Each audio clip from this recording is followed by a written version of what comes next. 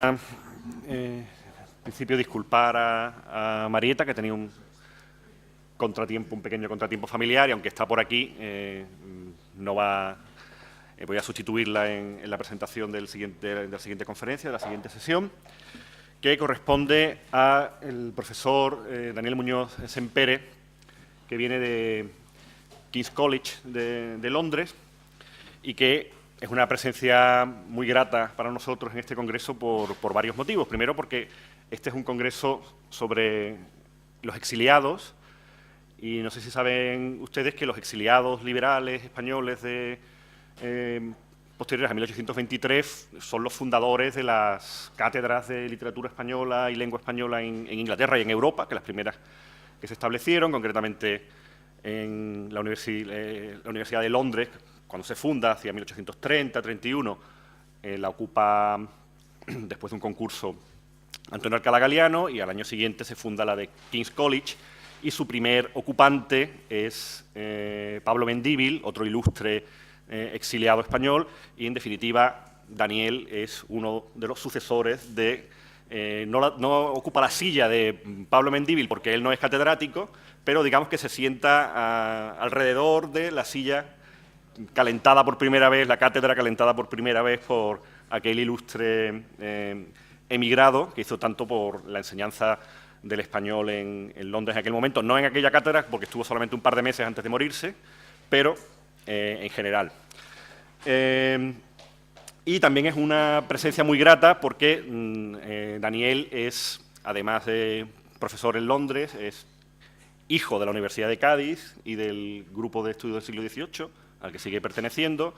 Él estudió su carrera de filología aquí en la Universidad de Cádiz, dentro de este ámbito de estudios, y con este grupo de profesores que también participamos en la organización de estos congresos. Luego hizo su doctorado en Birmingham y con una tesis que luego se publicó brillantemente, y es una publicación de referencia en su tema sobre la Inquisición como tema literario en España y en Europa en esta época de la que estamos hablando. Y desde entonces, ya como profesor en el King's College de Londres, ha seguido trabajando sobre los autores y temas alrededor de estas cuestiones, de las Cortes de Cádiz, de las ideas religiosas, de la representación de la Inquisición y del oscurantismo, el costumbrismo. Pues, ha trabajado también, es uno experto en la obra de José Joaquín de Clara Rosa, y tiene diferentes artículos sobre escritores de este periodo. Y hoy va a hablarnos de, no tengo el programa delante, así que le voy a decir que se presente él mismo, va a hablarnos de... Pues de lo mismo, de la Inquisición otra vez, ¿no? Bueno, gracias, Fernando, por los motivos que has dicho. Obviamente estoy encantado de estar aquí, así que muchas gracias por haberme invitado. Lo que me he preparado es un poco una panorámica sobre cómo se articulan los discursos sobre la Inquisición en el sexenio absolutista. Es un tema que ya he tratado con anterioridad, pero ahora quiero centrarme un poco en una escala temporal menor, ¿no? Si ya he trabajado sobre la Inquisición como tema literario entre los siglos XVIII y XIX, quiero centrarme un poco en esta etapa, en la etapa del primer exilio, ¿no? Entre el XIV y el XX. Cuando Fernando VII vuelve a Valencia, una de las principales reivindicaciones que se le hacen, al menos por la gente que estaba allí, es la restauración de la Inquisición, ¿no? Y si esta segunda restauración, la restauración de la Inquisición, es una de las medidas tal vez más simbólicas de Fernando VII, la supresión del tribunal por las Cortes de Cádiz sería una de las más simbólicas también, ¿no? Del periodo de las Cortes.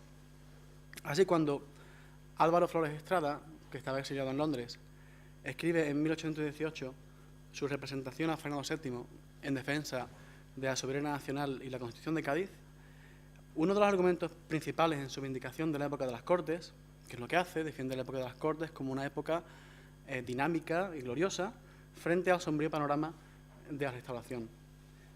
En esta defensa de las Cortes, Flores reconoce que muchas de las medidas de las Cortes no pudieron implementarse del todo, que el rey había deshecho toda esta obra legislativa, pero que había habido una victoria de mucho calado, ¿no? Después de este periodo. Nuestra revolución, escribe, ha conseguido que la opinión general deteste la Inquisición, los frailes y el sistema de un gobierno absoluto. Así, desde la óptica constitucionalista, la supresión del tribunal ha sido sobre todo una victoria decisiva en la opinión pública. Y esto esta vez porque uno de los legados más importantes de la discusión sobre la Inquisición en las Cortes de Cádiz es el hecho de que se somete al tribunal a una discusión pública, a un examen público. ¿Sí? Ya había existido una batalla contra la Inquisición desde el final del siglo XVIII, una batalla desarrollada sobre todo en círculos cortesanos, es decir, en los intentos de abolición de Godoy, Jovellanos, abolición o reforma. En Europa ya había existido una persistente campaña literaria contra el tribunal. Es una tradición muy amplia en la que se han citado tanto testimonios de reos inquisitoriales que bien escapan de la Inquisición o consiguen, o tras cumplir su pena, publican unas memorias en las que cuentan cómo es la Inquisición, obras protestantes y polémicas de lo que se ha llamado la leyenda negra, obras tanto galicanas como protestantes sobre la Inquisición, y posteriormente las críticas que ya conocemos a la Inquisición de la Ilustración, de la Inquisición de la novela gótica y el romanticismo. Todas estas influencias crean una imagen literaria de gran fuerza, de gran dinamismo, una imagen que es además permeable a diferentes posiciones ideológicas, ¿no? Conforma toda una paleta de colores, ¿no? Toda esta imagen de la Inquisición como el tribunal, un tribunal de crueldad y despotismo, luego tiene mucha influencia en discursos políticos, ¿no? Así, cuando llegamos a las Cortes de Cádiz, si vemos que literatura de ficción sobre la Inquisición, como la Cornelia Bororquia o las obras de teatro sobre la Inquisición del teatro afrancesado, reproducen argumentos liberales ilustrados contra la Inquisición, también se da lo contrario, ¿no? En los debates parlamentarios sobre el tribunal, en la retórica política que se usa está muy influenciada tanto por la estética como por la ideología de la literatura contra la Inquisición, ¿no? Así, si la Inquisición, como vamos a ver, pasa durante la primera emigración a ser un símbolo de la contrarrevolución, ¿hasta qué punto había sido esta un símbolo revolucionario durante la campaña para su abolición? Como sabemos, la abolición del Santo Oficio fue hasta cierto punto cautelosa por las Cortes, pero a pesar de esto, desde un principio se consideró a la Inquisición como una especie de metonimia del antiguo régimen, ¿no? Una parte que representaba todo lo que el antiguo régimen tenía de antagonismo al constitucionalismo, ¿no? Se representaba siempre como un edificio, ¿no? Toda la complejidad burocrática e institucional del tribunal se reducía al edificio gótico de la Inquisición, ¿no? Y es gótico por un lado porque aparece mucho en la literatura gótica, ¿no? La literatura sobre la Inquisición, la novela sobre la Inquisición de las tradiciones góticas tanto inglesa como europea, pero también es gótico en el sentido del gótico literario, ¿no? Una de las definiciones de lo gótico que más consenso genera entre críticos literarios es la de lo gótico como un pasado encantado por un presente encantado por el pasado. Es decir, un presente en el que existe un pasado que amenaza ese presente, ¿no? En este sentido, lo que vemos cuando vemos esta literatura sobre la Inquisición es esa idea, la idea de un tribunal que pertenece a un pasado gótico bárbaro que amenaza un presente marcado por ideas ilustradas de progreso, ¿no? Así, si miramos la literatura de estos años, es frecuente encontrar comparaciones de la Inquisición con la Bastilla, ¿no? Tanto autores como Marchena, que hablan de la Inquisición como la Bastilla de España, como literatura en Francia, que habla de la Bastilla como la Inquisición, ¿no? La Bastilla o la Inquisición francesa. Es una referencia que abunda en la época. Los debates de las Cortes, sobre todo, inciden en cómo la Inquisición vulnera los derechos del individuo, es ajena a la noción reformista del cristianismo ilustrado, y además era una institución, y todo esto desde el punto de vista doceañista, hasta cierto punto extranjera, es decir, había sido impuesta por fuerzas externas, que podían ser bien la política maquiavélica de Fernando el Católico, el Papa o la dinastía de los Habsburgo, como reforzadora de la Inquisición, ¿no? Así, si la existencia del tribunal era contraria a la Constitución, las Cortes tampoco podían dejar de proteger la confesionalidad del Estado. Es decir, cuando suprimen la Inquisición, se crean unos tribunales especiales para la protección de la religión y se mantiene la censura de obras religiosas, ¿no? Es decir, cuando miramos las tres aboliciones que hay en esta época, en Bayona, en Chamartín por Napoleón por derecho de conquista y en las Cortes, la más unívoca es la de Napoleón, ¿no? Es decir, la abolición de las Cortes se discute a veces como una especie de reforma o de cuasi-abolición, ¿no? Y si hay momentos en los que hay un desenfreno revolucionario contra los edificios del tribunal, esto es sobre todo en 1820, más que en el 12, ¿no? Así, este aspecto simbólico del Santo Oficio, como monstruo, como bastión gótico que debe ser derribado por la Revolución, se aprecia mucho mejor tanto en literatura anterior a las Cortes, en autores como Marchena, como en autores posteriores, como Larra, ¿no? Es muy conocida la amarga descripción de la lápida del Santo Oficio en Día de Difuntos de 1836, ¿no? En el que Larra vaga por un cementerio alegórico y al llegar a la Inquisición ve que en la lápida pone que ésta ha muerto de vejez, es decir, nunca pudo ser derribada por el impulso revolucionario. Por si fuera poco, Fígaro observa poco después cómo un vándalo ha escrito encima de la lápida Ministerio de Gobernación, ¿no? En referencia a la policía que se acaba de crear, ¿no? Y que Larra veía como una especie de heredero espiritual de la Inquisición, es decir, un agente que no era para el control del orden público, sino para el control del pensamiento, ¿no? Un cuerpo de persecución ideológica, ¿no? Todos estos discursos tendrían una gran influencia más adelante cuando todas estas ideas sobre la nación y sobre la cultura española se consolidan en el medio siglo y en la Restauración. En autores como Modesto Lafuente, Ferrer del Río, Cánovas, Adolfo de Castro, es un tema muy importante, ¿no? Cuando se llega al establecimiento del Santo Oficio, en una época que se ve como gloriosa, que es la de los Reyes Católicos, siempre resulta problemático explicar cómo nace el Santo Oficio en lo que se consideraba como la primavera de la nación, ¿no? La España de los Reyes Católicos. Es un lugar problemático porque, por un lado, el Santo Oficio representa el lado más oscuro de la identidad nacional, es decir, la esclavitud del pensamiento y la sumisión a lo que se llamaba por entonces el elemento teocrático, ¿no? El clericalismo. Pero, por otro, es una institución consustancial a los orígenes de la nación y muy distintiva de la nación, ¿no? Cuando miramos a 1814, una de las cuestiones que surgen es cómo esta imagen literaria, que digo que es muy fluida, muy dinámica, evoluciona en el momento en el cual el tribunal, más que nunca, se ha convertido en brazo de la represión fernandina. Estudios recientes sobre la Inquisición en esta época muestran que hay más actividad de la que se pensaba, ¿no? Pero una actividad que es hasta cierto punto blanda con delitos tradicionales de herejía y que se ha endurecido contra delitos políticos. O sea, la Inquisición no hubiera perseguido a los diputados solo por haber sido diputados. La Inquisición persigue delitos de expresión, ¿no? Tanto la expresión de ideas contra el rey o ideas de simpatía con los filósofos, ¿no? Con Voltaire y demás, como la censura de libros prohibidos, ¿no?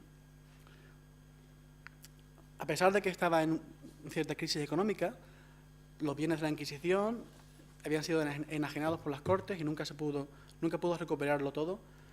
La Inquisición ahora tenía una especie de espaldarazo simbólico del rey, ¿no? El rey visitaba los tribunales de la Inquisición, le daba todo su respaldo, aunque fuera más bien simbólico, ¿no? Era más que nunca el brazo ejecutorio de la represión, ¿no? Al menos en el sentido, no tanto la depuración de diputados, no la depuración política, sino en el sentido de la persecución de ideas contrarias a la monarquía. Álvarez Junco y otros han visto cómo, en un primer momento, el liberalismo evita ensañarse con la figura del rey, ¿no? Primero suponía a Fernando VII un poco víctima de Napoleón y más adelante víctima de la infame camarilla de malos consejeros, ¿no? Era un rey mal aconsejado. Cuando, según Álvarez Junco, este mito fernandino comienza a desmoronarse, es durante el primer exilio, y aquí la Inquisición juega un papel fundamental, ¿no? En este exilio es cuando empiezan a publicarse las primeras obras históricas sobre la Inquisición. La primera, la más importante tal vez, es la de Llorente, voy a dejar esto, publicada en Francia en 1817. La Llorente es una obra de carácter polémico, pero apoyada por bastante material archivístico. Llorente había sido secretario de la Inquisición, había tenido acceso a muchos archivos, así que hizo lo que puede considerarse la primera historia independiente, es decir, no institucional, de la Inquisición. La Llorente va a ser además la obra de referencia para todo durante el resto del siglo. Se escribe mucho sobre la Inquisición, pero entre Llorente y tal vez algunos estudios de final de siglo sobre tribunales particulares o la historia de Henry Charles Lee a principios del siglo XX, no existe una historia similar durante el resto del siglo, de conjunto sobre la Inquisición basada en materiales originales y archivísticos, ¿no? Ya hacia el final del siglo hay alguna cosa. Esto es importante porque significa que se sabía mucho de la teoría del proceso inquisitorial, de cómo se había enunciado esta teoría tanto en la Edad Media como en los siglos XVI y XVII, que de cuál había sido la práctica de la Inquisición en los últimos siglos, ¿no?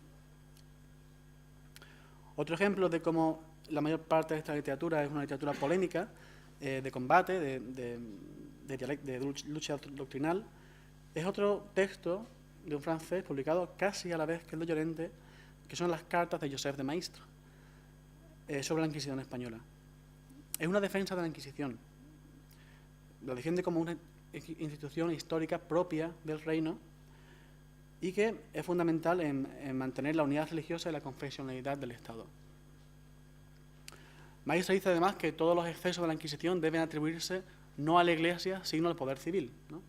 Como sabemos, en teoría, los inquisidores entregaban al reo al brazo secular para que se ejecutara, ¿no? O para que se le diera la condena necesaria.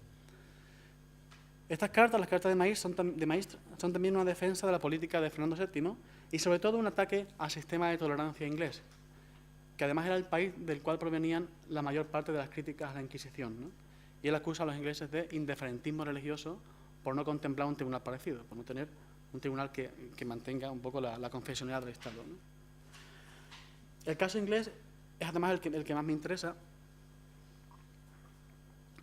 El número de publicaciones sobre la Inquisición española, la portuguesa, las Inquisiciones de independencias asiáticas también, en Inglaterra en esta época sorprende por lo numeroso y por lo variado, ¿no? Convergen diferentes motivos en por qué la Inquisición estaba tan de moda en esta época en Inglaterra. Por un lado, el peso de la llamada leyenda negra, ¿no? La idea de una tradición literaria enfocada hacia el Imperio Español que todavía está presente. Por otro lado, la guerra, ¿no? Como vamos a ver, en ciertos sectores, sobre todo entre militares, había mucho interés por seguir la abolición de la Inquisición, precisamente como justificación de la campaña contra Napoleón en España, ¿no? La guerra no solo servía para parar a Napoleón, sino además para ayudar a los españoles en esta lucha por la libertad y contra la Inquisición, ¿no? Bueno, en general, todo el tema español se dispara tras la Guerra de Independencia. Y por último, los debates sobre la emancipación católica. En esta época, los católicos no podían presentarse a miembros del Parlamento de Westminster. Hay un debate que dura todo el primer tercio del siglo sobre si deberían o no. Y sobre todo en el bando contrario a la emancipación, un argumento fundamental va a ser el de la Inquisición, tanto acusando a los católicos irlandeses de ser simpatizantes de la Inquisición, como ya algunos que dicen que quieren, si se da derechos civiles y llegan al Parlamento, van a crear una Inquisición en Inglaterra, ¿no? Entonces, la idea es un poco la idea de lo que se llamaba el papismo, ¿no? La idea de que el católico, por naturaleza, va a ser más fiel al Papa que al poder civil, ¿no? Y por eso no se podía confiar en él desde un punto de vista legal o político, ¿no? La Inquisición, la abolición del Santo Oficio en Inglaterra se sigue con mucha simultaneidad desde un principio, ¿no? Uno de los primeros textos que las Cortes de Cádiz discuten la abolición de la Inquisición es la Inquisición sin máscara de Antonio Puig-Blanch.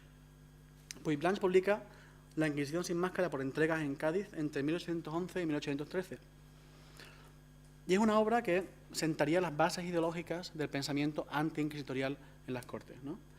Algunas de las ideas que se comentan en el Parlamento, sobre todo desde el bando contrario a la Inquisición, estaban en la obra de Puig-Blanch. Ideas como la inadecuación con los principios cristianos que supuestamente defiende, el fomento de hipocresía y falsas conversiones, el atropello a los derechos del ciudadano, el daño ocasionado al progreso científico, cómo colabora con el despotismo de los reyes y, por último, su relación directa con la decadencia y relajación de costumbres del clero.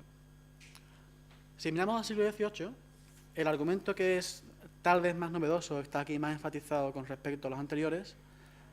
Bueno, los derechos del ciudadano por un lado, pero también la idea de que colabora con el despotismo de los reyes.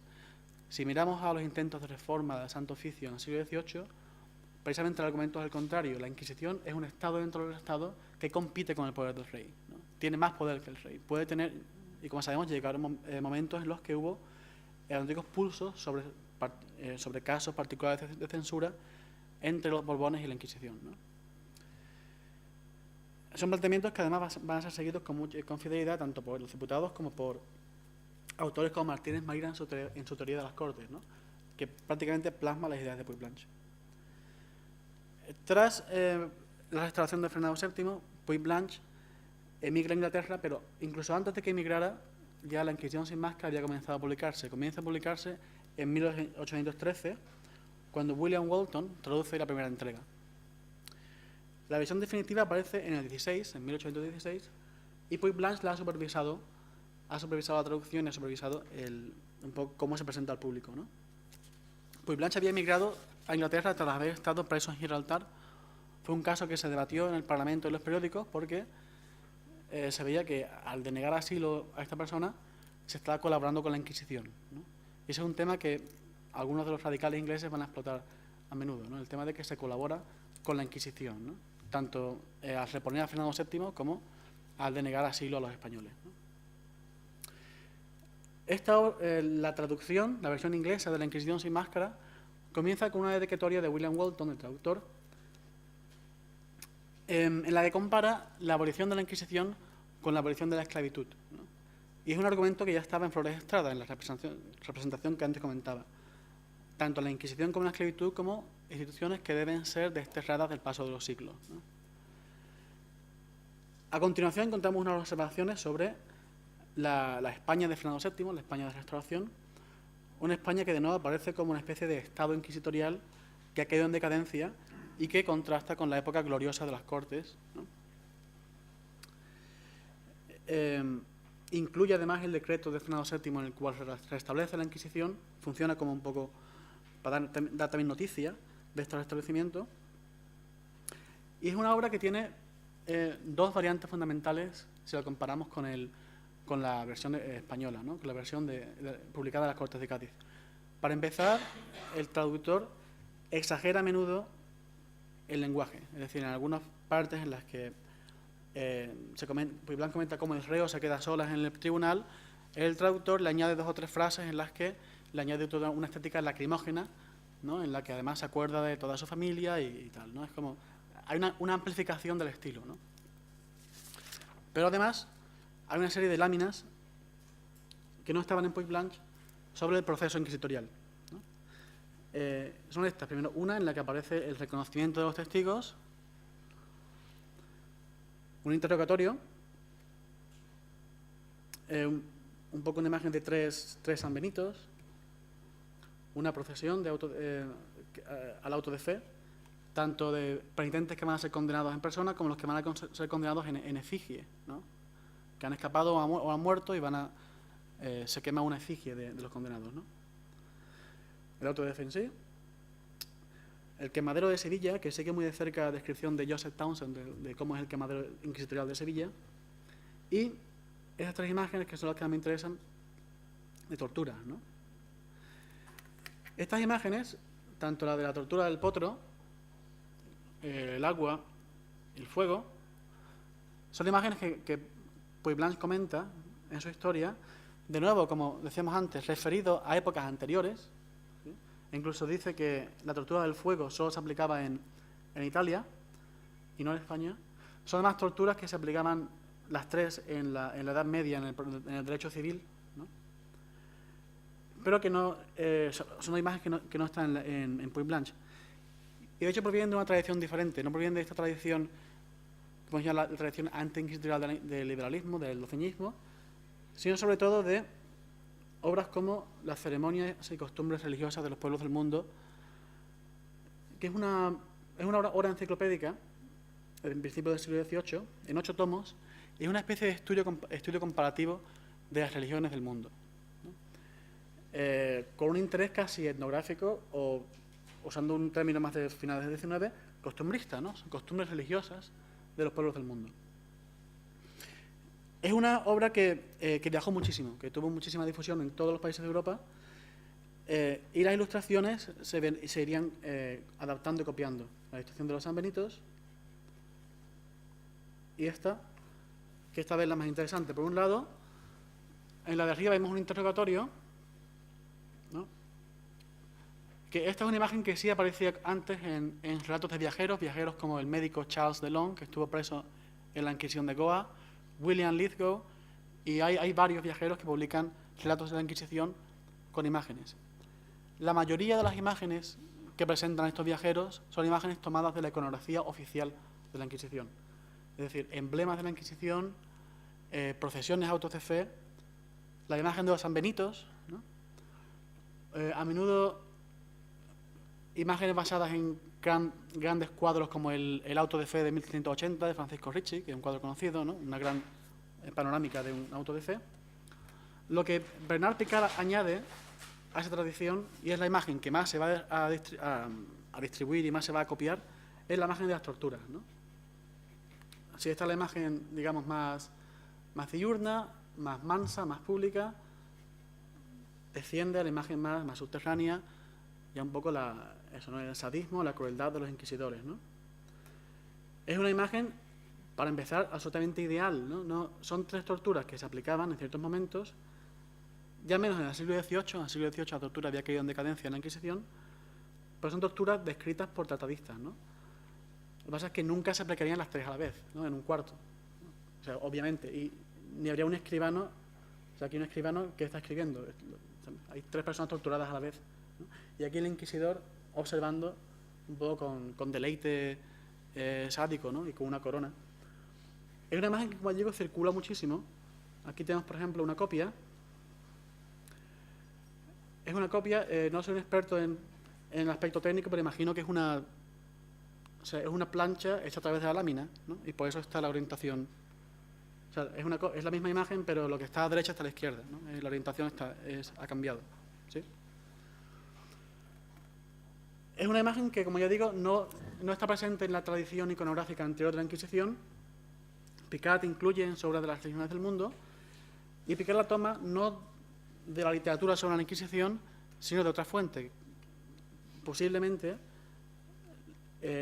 los desastres, las miserias de la guerra de Jacques Callot, ¿no? Que es una obra que, como sabemos, influyó mucho en los desastres de la guerra. Esta idea de una panorámica del sufrimiento, una panorámica de crueldad, ¿no? Con diferentes viñetas, ¿no? Diferentes acontecimientos, ¿no? De hecho, lo que hace el grabador de la obra de Puig Blanch, que por lo que he visto es la primera ocasión en la que estas imágenes aparecen, según Walton, comisionadas para esta obra, lo que hace es desarrollar en 3 imágenes la estampa de Picard, ¿no? El potro, el agua y el fuego, que están todas juntas en la imagen de Picard. Como ya digo, es una imagen que va a circular mucho, que va a tener mucho éxito, tanto estas como las que adapta el grabador de Puig Blanch, ¿no? Aparecen tanto en obras en Estados Unidos como en Inglaterra y en Irlanda, ¿no? Puig Blanch no incluye imágenes, pero sí se refiere a una tradición iconográfica sobre la Inquisición. Habla de Goya, ¿no? en su obra. Puig Blanch comenta los caprichos 23 y 24 y un poco es una de las primeras interpretaciones de los caprichos, ¿no? Tan solo 15 o 20 años después de 15 años casi después de su publicación. Habla de los caprichos y habla de estas 2 imágenes un poco con interpretaciones que son las que incluso todavía dominan hoy, ¿no? Como Goya nos hace partícipes del sufrimiento del reo, simpatizamos con él y no con el inquisidor, ¿no?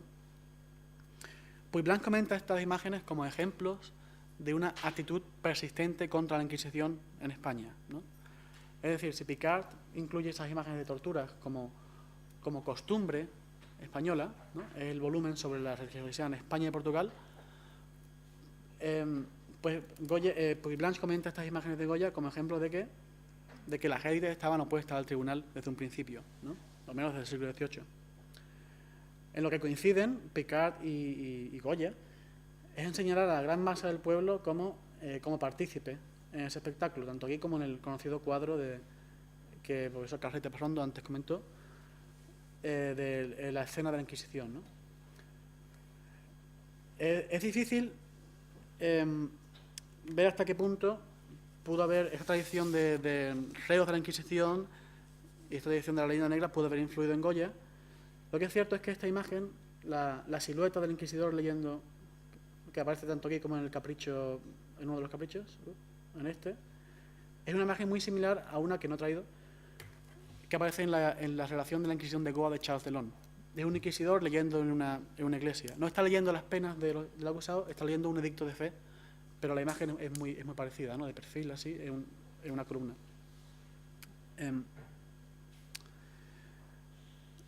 Los dibujos de Goya también participan un poco en esta idea de un conocimiento que es muy extenso en lo referido a la teoría del tribunal, pero que no sabe mucho de lo que era la praxis reciente de la Inquisición, ¿no? Un ejemplo muy conocido es la imagen de Galileo, que es una imagen ahistórica, que sabemos que no se torturó a Galileo, y además es una tortura que no aparece, o al menos no he encontrado, en literatura, ¿no? Donde sí aparece en la memoria de John Custos, que es un masón, o no es lo mismo exactamente, pero algo similar, un masón que estuvo preso en la Inquisición de Lisboa. Y en general hay imágenes en Picard que nos recuerdan, de nuevo, un poco vagamente, a algunas de las que vemos en los álbumes de Goya, ¿no? Tanto el ascético que se prende fuego a la cabeza para pedir dinero, que está comentada así por Picard, no se ve aquí, como el pobre en Asia que se prende fuego hasta que le dan algo, ¿no? Y en general, si vemos una ojeada a los libros de Picard sobre las religiones del mundo, recuerdan mucho a un poco una de esas impresiones que quedan de ver los últimos desastres de la guerra, ¿no? Lo que se ha llamado los caprichos enfáticos, la idea de una España que ha vuelto a una especie de idolatría oriental, ¿no? Esta especie de idolatría asiática que es como se representa el reinado de Fernando VII, ¿no? La de Puig Blanch no es la única obra de esa tradición anti-inquisitorial que se...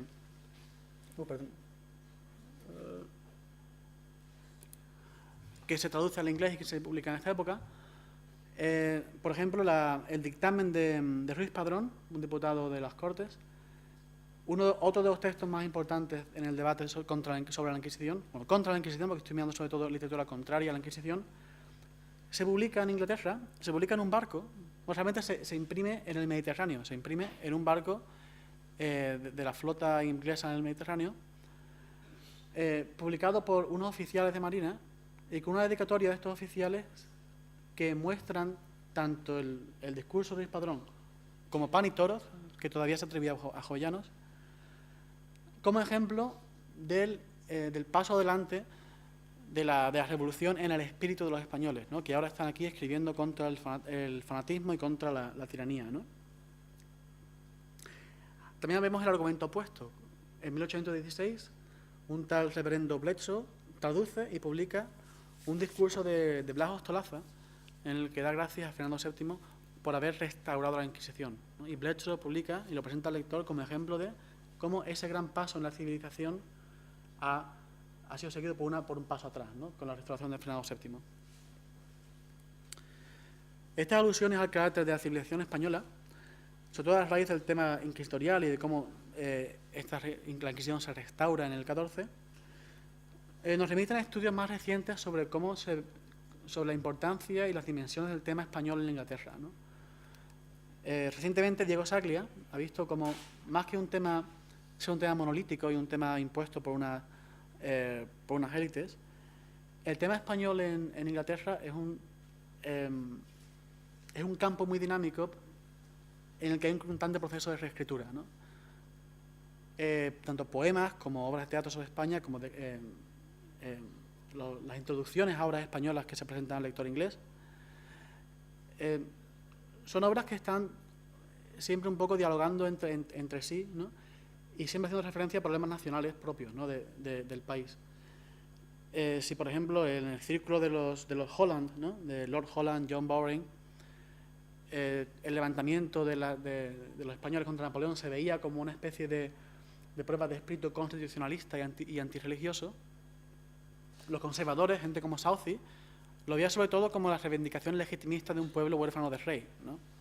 Es que cualquier interpretación podía competir con otra en lo que esto es como el tema español en Inglaterra, ¿no? Si vamos, pasa lo mismo con la Inquisición, ¿no? Tanto si para gente como John Bowring la Inquisición era sobre todo un poco el instrumento del cual se valía Fernando VII para suprimir las libertades de los españoles, para el periódico La Bella Asamblea, la Inquisición era comparable al Tribunal de la Convención, es decir, una junta secreta revolucionaria que actúa con impunidad, ¿no? Si miramos a posiciones un poco incluso más radicales, autores como William Cobbett, que era un periodista de lo que podríamos llamar el radicalismo proletario inglés de esta época, el radicalismo que busca un sufragio universal masculino, una reforma parlamentaria. Escribe varios artículos sobre la Inquisición, al parecer informado por inmigrados, ¿no?, sobre cómo funcionaba la Inquisición, y acusa al gobierno de lo que comentaba antes, ¿no?, de haber colaborado con Fernando VII para restaurar la Inquisición, ¿no? Algunos oficiales de Fernando VII los llaman los inquisidores ingleses, ¿no? La imprenta de los inmigrados en el 14 está mucho menos estudiada que la de los que fueron a Londres en el 23, ¿no? Hay mucho, sobre todo en los últimos años, sobre lo que imprimieron y lo que publicaron los inmigrados de 1823, ¿no? Gente como Mora, Blanco White, Llanos, ¿no? Pero hay todavía mucho por descubrir en lo que pasa en el 1814, ¿no? Lo que vemos es que se publican obras anticlericales y antiinstitucionales como la Cornelia Bororquia, que se publica en Londres en 1819, se reedita en Londres en 1819, o El citador de Picol de Brun, que es una parodia de la Biblia en la onda más volteriana, más radical, ¿no? Estas traducciones se realizan a menudo como colaboración entre emigrados liberales españoles y radicales ingleses como William Cobbett o el impresor Henry Davidson, ¿no? Es una recuperación y traducción de la Ilustración más radical que se lleva a cabo en Londres con esta colaboración, ¿no? Además, los años de este primer exilio son los años de mayor actividad del radicalismo, ¿no? Son los años que llevan a la masacre de Peterloo en 1819, que, como sabemos, Jeremy Bentham compara con la masacre de Cádiz de marzo del 20, ¿no?, cuando la represión de Fernando VII en Cádiz. Pero además es esta época en la que llegan los primeros liberales a Londres, en la que hay una intensa campaña publicística contra el rey Jorge IV. Se escribe mucho contra el rey Jorge IV, sobre todo a raíz del episodio de su esposa, ¿no?, que fue exiliada, y un poco los radicales urbanos tomaron su causa, ¿no? La reina Carolina. Esta simbología de la Inquisición, ¿no?, una Inquisición tanto como símbolo de los excesos despóticos de Fernando VII, como persecución de ideas liberales, como retroceso de la civilización, se puede ver un poco la literatura de estos años, ¿no? Un buen ejemplo son los poemas del Español Constitucional, un periódico del que se ha hablado hoy. Es uno de los primeros periódicos escritos por los emigrados en Londres, uno de los más longevos también, y es uno de los periódicos que pone Álvarez Junco como ejemplo de lo que comentaba antes, ¿no?, el desmoronamiento del mito fernandino, ¿no?, cuando se empieza realmente a escribir contra Fernando VII y un poco a centrarse más en su persona, ¿no? Luego ya tenemos, en Mora y otros autores del segundo exilio hay muchísimo más, ¿no?, pero aquí ya hay algo, ¿no? Aquí, en este poema, aparece como antítesis de la Constitución, ¿no? Y el estribillo que se va repitiendo es casi una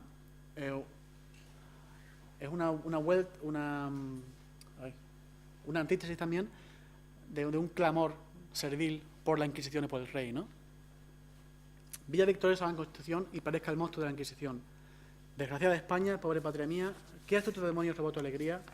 Poco a tus hazañas el mundo aplaudía y ahora el mundo llora tu triste agonía, ¿no? ¿De qué te ha servido, invicta Madrid, entrar con Murat en gloriosa lid? ¿De qué el 12 de mayo te sirvió si al fin servidumbre y muerte pesan sobre ti? La gran Zaragoza, la inmortal Gerona, poco esta idea de la gloria de la guerra y del sacrificio de la guerra para que desemboca un poco en nada, ¿no? En la Inquisición otra vez, ¿no? Que resucitaron tantas victorias de tiempos antiguos. La sublime gloria ahora han eclipsado esa memoria. ¿Dónde estáis, españoles, aquel gran valor que al francés osado hace poco aterró? Si tenéis virtud, si tenéis honor, ¿cómo consentís esa Inquisición?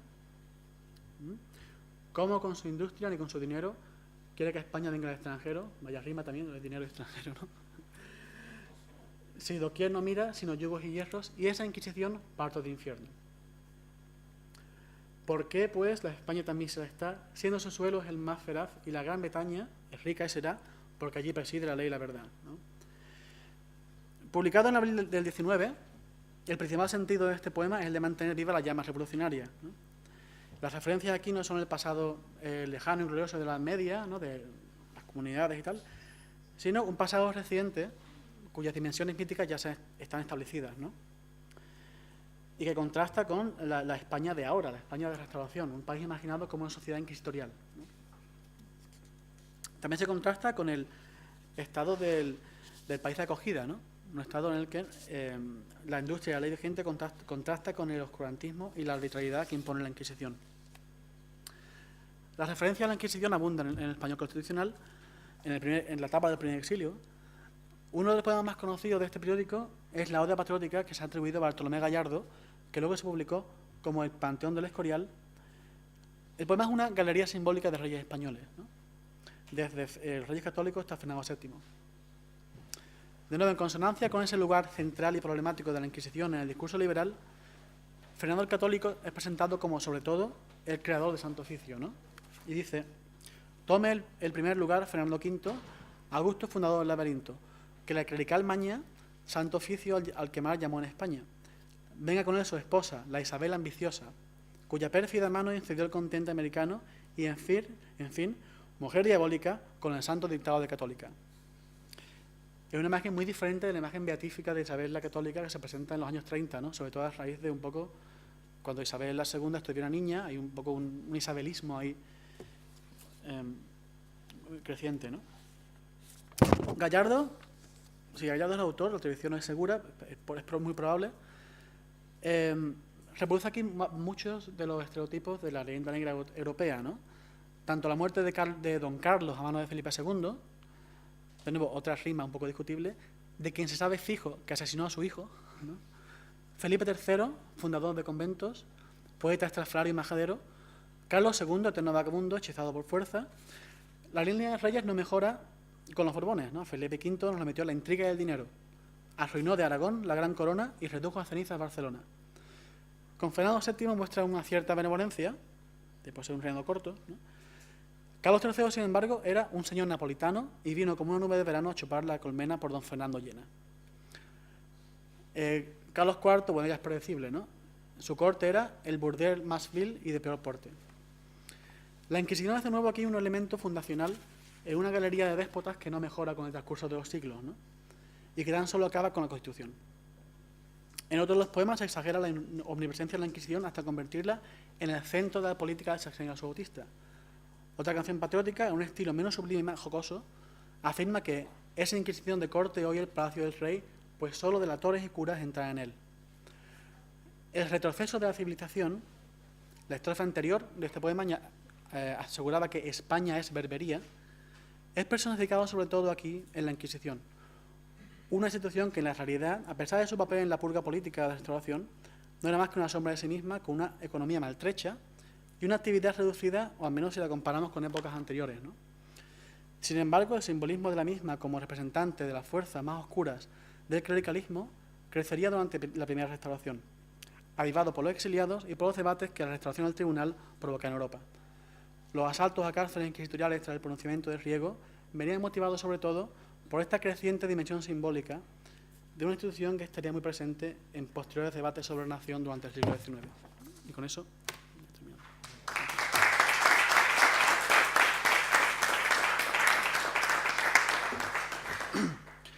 Bueno, esos versos tan ripiosos suenan más a Fernández Sardino, que era un poeta horroroso, quizá que a Gallardo, que había leído tan bien y tanto de la poesía antigua española como para hacer esas rimas tan espantosa, pero bueno, no sé si Alejandro puede decir algo más sobre el asunto. Abrimos el debate para toda clase de preguntas, comentarios, observaciones. Quejas. Sobre esta época y los debates en Inglaterra, ¿sí? ¿Se han estudiado la documentación de la embajada de España en aquellos momentos? Porque yo, por ejemplo, respecto a Gallardo, sé que ahora no recuerdo exactamente la documentación, pero que le espiaban, o sea, alquilaron un piso Sí, sí. de donde vivía para mirar sus papeles, pusieron un guitarrista, no sé qué, lo acercaron a él para que... Y me imagino que todos estos debates les debían interesar, ¿no? Sí, bueno, o sea, sobre eso lo único que conozco realmente es lo que ha estudiado José Luis, ¿no? Sobre José Luis, ¿sí mal? ¿No? Juan Luis, perdón. Sobre un poco la guerra publicitaria, ¿no? De Fernando VII, lo que has visto sobre la guerra publicitaria de Fernando VII, que hay un periodista, ¿no? Para que esté escribiendo. Eso hay algo, ¿no? Que ya lo verás, imagino. Sobre la polémica en sí, la polémica en sí es poco controvertida realmente, ¿no? La Inquisición se ve solo desde un ángulo negativo, así que el hecho de que se hable sobre la Inquisición realmente no causaba mucho temor por las autoridades. De hecho, cuando Puig-Blanch, por ejemplo, se refugia en Gibraltar, no tengo el caso muy fresco en la memoria, pero bueno, se refugia en Gibraltar, el gobernador de Gibraltar decide primero entregarlo a las autoridades españolas de allí, y eso se debate en el Parlamento, ¿no? Hay varios discursos sobre eso. El diputado, Broughton se llama, el diputado que defiende que... ¿Decide o lo entrega a las autoridades españolas? Bueno, lo entrega pero temporalmente. O sea, lo tiene ahí como para darlo, ¿no? No lo manda a España porque... Los retienen, muy bien. El Broughton, creo que se llama, da un discurso muy largo sobre por qué hay que ofrecer asilo a los españoles y tal, y un poco su coup de grâce, su toque así final, decir, ¿cómo vamos a negarle asilo al autor de Inquisitional Mask, ¿no? Que había librado la guerra contra la Inquisición? O sea, se ve incluso, eso une a liberales y conservadores en esta época, ¿no? El odio a la Inquisición, un poco. E incluso los partidarios de la emancipación católica, pues, un poco evitan el tema de la Inquisición porque tampoco van a entrar ahí a debatir eso, ¿no?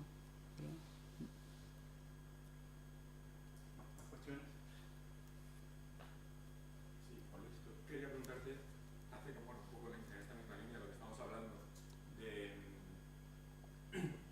de cómo hay una cierta creación de una especie de consenso en Inglaterra, que es sobre todo el país al que más te has referido, acerca de la Inquisición como elemento de despotismo, que finalmente acompaña también al poder político de la monarquía. Pero tú te has referido en especial, bueno, pues a la oposición, a los radicales, etcétera. Y me gustaría saber cuál es la posición de la aristocracia británica o americana, pero al fin y al cabo, porque yo no he visto tantos digamos, protestas o preguntas sobre a los embajadores españoles en Londres, etcétera, acerca de la Inquisición. No lo he visto, lo cual no quiere decir que no exista. Pero, por ejemplo, mañana voy a hablar de Pizarro, que fue embajador en Berlín, y el rey de Prusia le pregunta a Pizarro, oye, esto de la Inquisición que acabáis de restablecer, ¿cómo va? ¿No? Porque, claro, los luteranos no estamos... ¿no? Es el rey de Prusia el que literalmente... Entonces, y esta pregunta va también relacionada con aquello que Richard Kagan, el historiador estadounidense, habló sobre el paradigma Prescott, ¿no? En Estados Unidos, de cómo, en referencia a William Prescott, el historiador estadounidense que hizo tantas obras sobre la historia española, sobre la conquista de América, de México, sobre los reyes católicos, etcétera, que cómo estableció lo que llama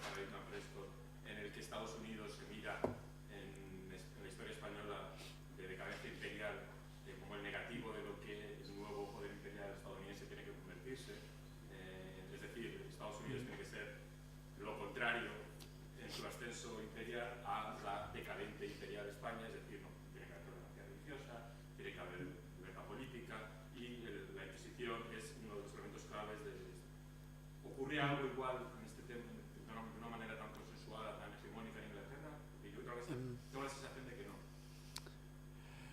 Yo creo que no. El problema con la Inquisición de Inglaterra, con preguntas como esta, es que o sea, todo lo que acabo viendo está todo en un nivel muy... O sea, de hecho, cuando Blanco White escribe sobre la Inquisición, él tiene que explicar que la opresión inquisitorial en el siglo XVIII en España es que no te dejan leer lo que quieres y que no puedes decir públicamente tal. No es que te van a llevar a una cama de torturas y te vayan a despellejar, ¿sabes? O sea, está todo a un nivel muy popular, ¿no? Cuando ves lo que hay sobre la Inquisición en esta época, es tanto literatura popular y tal como... Incluso hay casas de subasta que ofrecen, que subastan modelos a escala de la Inquisición, ¿no? Como Playmobiles de la Inquisición con mazmorras y tal, ¿no? O sea, es una obsesión muy pintoresca, muy pintoresca, que se usa luego como arma brutal contra los católicos, ¿no? Como arma poco refinada contra los católicos. Y donde sí se pueden ver un poco cómo esos discursos tienen lugares un poco en esa idea, la idea de los dos imperios, ¿no? La idea de el imperio, o sea, cuando llegan los liberales a Inglaterra, hay un imperio que está acabando, que es el imperio el imperio hispánico, ¿no? Y el imperio que está emergiendo, ¿no? Son dos modernidades que están ahí un poco confluyendo. Por ahí hay mucho que decir. Sobre la Inquisición no sabría muy bien cómo encajarlo ahora mismo, pero... Y esas primeras imágenes que hay, vamos, ya esos grabados de las torturas y tal, ¿de qué años es eso? Los de Puigdemont, Porque de hecho estos son los primeros que se encuentran. de Inquisición como tortura, 1730 y algo. 1700. 1730 y algo. Antes hay otras imágenes, pero son un poco más externas, ¿no? Son esos autos de fe, edificios del tribunal, emblemas. Sí, pero por dentro esa forma Un poco coincide bastante con las cárceles de Piranesi. también, claro. Ese momento también que se despierta ese interés. Sí. Yo lo he comparado con Caló un poco por el tema de la panorámica de la tortura, la panorámica del sufrimiento, pero sí, también Piranesi, ¿no? Un poco eso. Sí.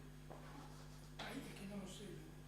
¿Hay alguna todas las obras que tú has tratado sobre el tema de la Inquisición, la abordan para censurarla pero siempre desde un punto de vista serio, ¿no?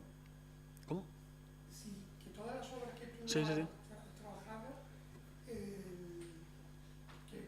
son para denunciar la Inquisición como algo negativo, pero el discurso es un discurso serio, ¿no? ¿O hay alguna obra Sí. que ridiculice? Porque Sí, no, perdón. Sí. que la burlan, ¿no? Esa es una cuestión interesante porque hay poemas en el español constitucional que son jocosos, ¿no? Sobre la Inquisición.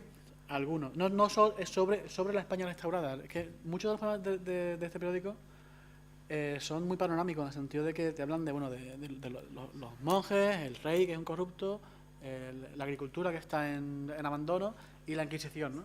Y si es jocoso, todo es jocoso, y si es tal, todo es tal. Realmente presentan panorámicas de la España de restauración. Hay obras jocosas sobre la Inquisición, pero curiosamente durante su existencia la mayoría son muy serias, ¿no? O sea, la mayoría son un poco apelan al patetismo y a la sensibilidad. Eugenio de Tapia tiene un poema jocoso sobre la Inquisición de los años 30, ¿no? Pero suelen ser bastante serias, ¿sí? No, es que me llama la atención, ¿no? Como, Y poca burla, ¿no? Sí. no, bueno, ya, pero Sí. que me llama mucho la atención con lo importante que es la tradición burlesca anticlerical, Claro. ¿no? De Camerón, ¿no? Y aquí surge esta otra tradición anticlerical muy seria, ¿no? Sí. Muy lágrima y todo esto, y es como... Pero ¿qué eficacia pragmática tiene Bueno, la burla, digamos, la sátira a partir de 1814? La eficacia pragmática la tiene en las Cortes de Cádiz. de esa Hay época. mucha literatura burlesca contra el porque lo que quiere es desacralizarla, una cosa, reducirle, digamos, su imagen mítica, pero a partir de 1814 lo que quieren otra vez es otra circunstancia, y yo creo que la eficacia de los satíricos no es evidente. O sea, hay burla. Otro tipo de discurso. Hay burla en Voltaire de la Inquisición, sí, pero en España hay poca. Bueno, aparte que no se podía publicar. De hecho, la entrada esa al diccionario crítico burlesco es muy única como humor castellano contra la Inquisición. Que lo pone la griega, ¿no? Sí. O como dice Puig Blanch, el Quijote, ¿no? Si quieres leer algunas frases, como cuando el narrador dice: aquí vinieron nuestros despiertos centinelas de la fe, ¿no? Pues puedes leer una cierta ironía, o no, ¿no? Que vienen, pero vienen a ver por qué está la cabeza de Barcelona que habla, ¿no? Y vienen nuestros despiertos de centinelas de la fe, ¿no? Perdón. Yo no sé si entonces he entendido que el impacto que tiene en Inglaterra esta visión nativa, la leyenda negra, la Inquisición, se debe mucho a las láminas que están incluidas en el texto de Puig Blanch. Sobre el aspecto fundamental de la tortura, quizás, sí. Sí, entonces yo quería volver a imaginar al primer autor que mencionaste, es a Llorente. Sí. Llorente está traducido también en Inglaterra. Sí, pero creo que ya en el segundo exilio, en el 26, se traduce. Porque yo veo casos para América Sí. Latina, en el siglo XIX, Llorente, más bien que sirve como modelo para interpretar la Inquisición, y un texto como el de Ricardo Waldman, que escribe los anales de la Inquisición de Lima, Sí. en el siglo XIX, se basa en Llorente para montar el perfil negativo sobre la Inquisición, ¿no? Y los liberales del siglo XIX, pues, en cierto sentido, aborrecen ese periodo colonial asociándolo en parte con la Inquisición. Entonces, yo quería decirte que quizás también, aparte de la tortura, están otros aspectos para el caso, no sé si en Inglaterra, pero en el caso hispanoamericano, por ejemplo, relacionado con la limpieza de sangre, ¿no? O el problema de ese miedo de los criollos o de los liberales del siglo XIX de que la Inquisición, sobre todo sus secretos, sus juicios, sus procesos, era lo que destacaba en Palma, creo que tomando de Llorente, era que se destacase ese pasado oscuro que tenían los criollos, ¿no? Algunas familias criollas que están confundidos con, en fin, toda la parte negativa que iniciaba la limpieza de sangre de la Inquisición. No sé si eso en parte está también tratado en Inglaterra, aparte de las torturas. Sí. No tanto, no tanto. O sea, realmente los aspectos principales son los aspectos principales realmente mirando el volumen de literatura que hay en Inglaterra, incluso más que las torturas, es un poco lo que decía antes, la idea del papismo, ¿no?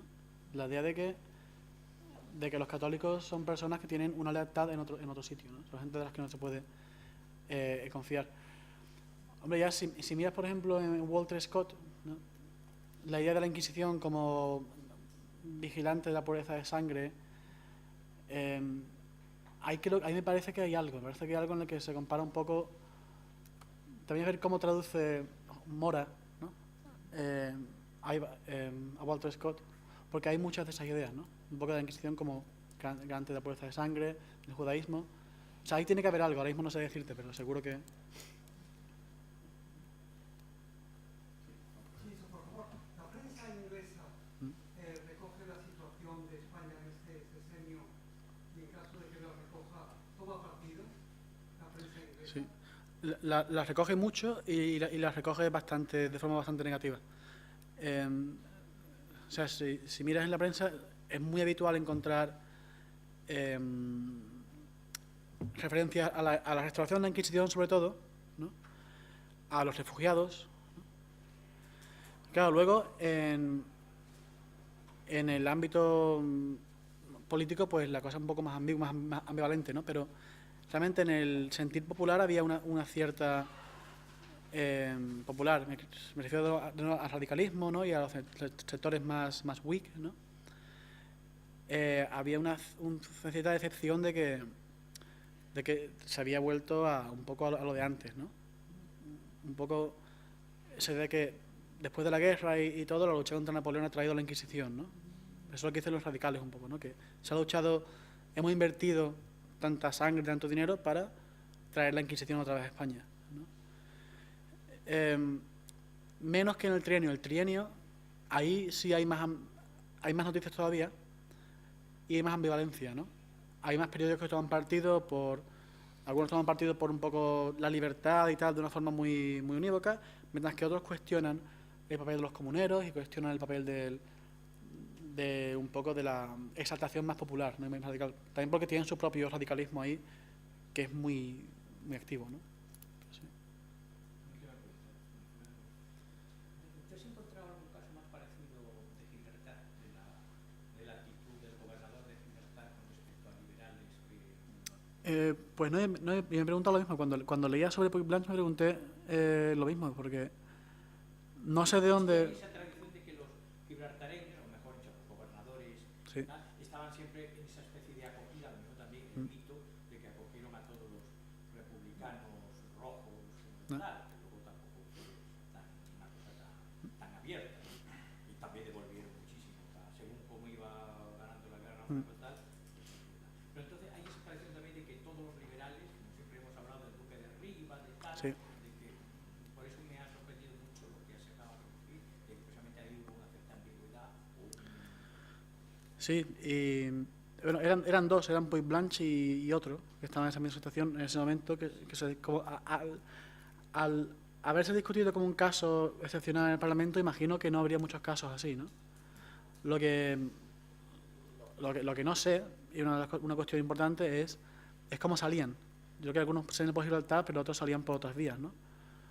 No estoy seguro de cuál es la vía principal de salida en los exilios, pero... No, al respecto de esto la vía de Gibraltar, bueno, en el primer exilio es importante, el segundo es muy importante porque permanecen durante toda la década ahí. Pero en relación a los alusiones del primer exilio, el gobierno español está siempre convencido, y hace muchísimas protestas ante el gobierno británico, de que en Gibraltar no solo se están refugiando exiliados, están siendo protegidos, etcétera, sino que además se está preparando conspiraciones contra, es decir, todas las conspiraciones que, de hecho, cuando la de Riego en enero... ¿La de Torrijos? Claro, No, sí, bueno, la de Torrijos, Pablo Iglesias, todo esto, pero eso ya es del segundo siglo, digamos, a partir del 23. Pero solo para hablar del 14 al 20, cuando Riego tiene éxito el 1 de enero de 1820, inmediatamente las autoridades españolas ordenan al embajador español en Londres que proteste ante el gobierno británico porque están convencidas de que Gibraltar ha sido un lugar de preparación de la conspiración y que además ha sido un lugar en el que se han dado armas, etc. Y con el añadido, esto entra en una visión un poco conspiranoica, pero un poco de una forma basada, con el añadido de que en Gibraltar también hay agentes hispanoamericanos que están ayudando a los liberales españoles proporcionándoles armas, equipamiento, etc. Es decir, el gobierno español, yo no sé exactamente cuál es la medida de lo que... Pero el gobierno español estaba convencido de que en Gibraltar ocurría todas estas cosas con el beneplácito vista, bueno, que las autoridades del gobernador de la local lo consentía y por tanto el gobierno también. Eso. Otra cosa es la realidad, que evidentemente algo habrá, ¿no? Bueno, ya es bastante tarde, pero sí, una última intervención. Si alguien quiere añadir algo más. ¿No? Bueno, pues entonces levantamos la sesión hasta mañana. ¿Qué hora es, Marita? ¿Cómo que idea? A ver, ¿quién tiene otro